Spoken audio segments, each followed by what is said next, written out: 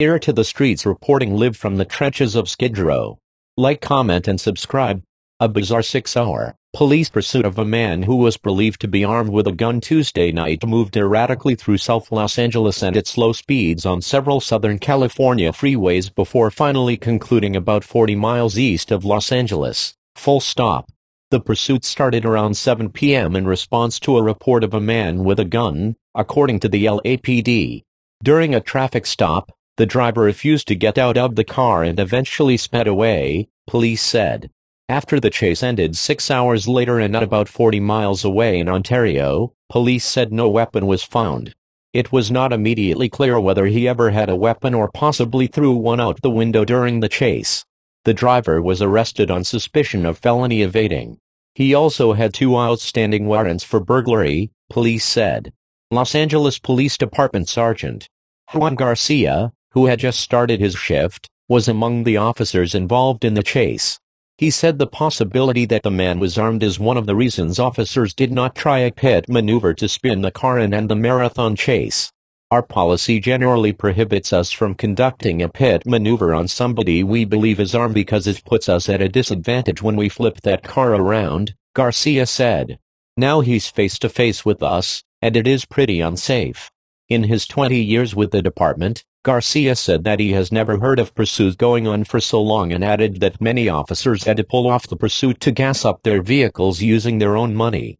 The driver of the Chevy Malibu apparently had a full tank of gas, he said. That's a first of my career for such a lengthy pursuit, Garcia said.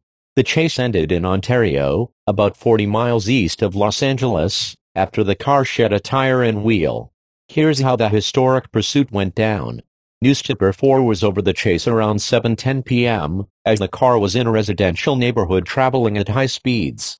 The silver car was even on the wrong side of the street several times. The driver was speeding on La Cienega Boulevard northbound before getting on Slauson Avenue. Multiple times, the driver again went on the wrong side of the street to avoid traffic and blew through red lights. The driver then decided to get on southbound Crenshaw Boulevard, proceeding to recklessly zoom through the Hyde Park neighborhood for an extended time, returning to Crenshaw Boulevard several times.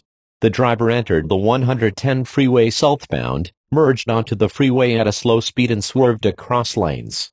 The driver appearing to be on a cell phone while driving. Around 7:53 p.m., the chase continued on the 110 freeway southbound past the 105 freeway. While the driver was occasionally below the posted speed limit, the car also hit more than 90 miles per hour. At one point, the chase came to crawl on the 110 freeway southbound in Wilmington, and the driver appeared to be changing clothes. After hitting the end of the 110 freeway in San Pedro, the driver made a U-turn and returned northbound on the 110 freeway. The pursuit speeds dropped dramatically, with the car consistently moving at 30 to 40 miles per hour and even dropping down into single-digit speeds multiple times. After crawling down the freeway for an extended period of time, the chase finally arrived in downtown Los Angeles around 9:05 p.m., nearly 2 hours after the chase began. The driver continued to move at slow speeds before taking the 101 freeway, continuing to move at slow speeds with a parade of police vehicles in tow. The car eventually moved onto the 10 freeway eastbound. Continuing to move at slow speeds, the pursuit passed the 3-hour mark on the 10 freeway with the car's front tires badly damaged. Staying on the 10 freeway, the chase continued and arrived in Baldwin Park shortly after 11 p.m., hitting the 4-hour mark with the front left tire completely riding on metal rims. As the driver continued to play cat-and-mouse games with police, the pursuit extended into its 5th hour. Traffic build-up behind the pursuit could be seen for miles, as cars were forced to travel at the slow pace behind the pursuit. Approaching 6 hours, the silver Chevy continued to play the stop-and-start game with police as it moved past the Kellogg interchange. Sparks flew as the car had seemingly had enough of driving on rims. The chase was finally over, and the driver opened the door and exited. However, the driver did not immediately comply, as he kept lowering his hands to his sides after raising them. The standoff continued, but Newspaper 4 had to leave to refuel, as the driver was in a literal standoff with police on the 10 freeway in Ontario at 1:25 a.m.